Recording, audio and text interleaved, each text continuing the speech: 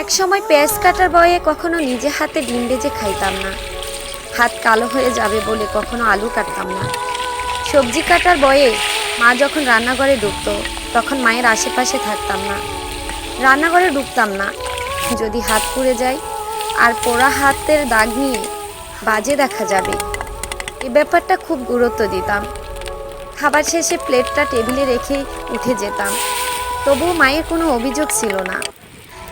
আমার মাটা খুব দুঃখী, সারা জীবন কষ্ট করে গেছে, একা একা খুব কাজ করতো। কখনো বলেনি আমার মেয়েটা কোনো কাজের না, বরং বলতো আমার মেয়েটা সারাদিন অনেক খাটাখাটনি করে, প্রয়োজন নেই তার কাজ করার। আজ যখন পেঁয়াজ কাটি, সবজি কাটি, আলু কাটি, রান্না করি, তেল ছিটিয়ে গায়ে এসে পড়ে, উফ শব্দটাও করার সময় পাই না, তখন মায়ের মুখটা চোখে ভেসে আসে। আর দুই চোখে জল গড়ে পড়ে মায়ের জন্য।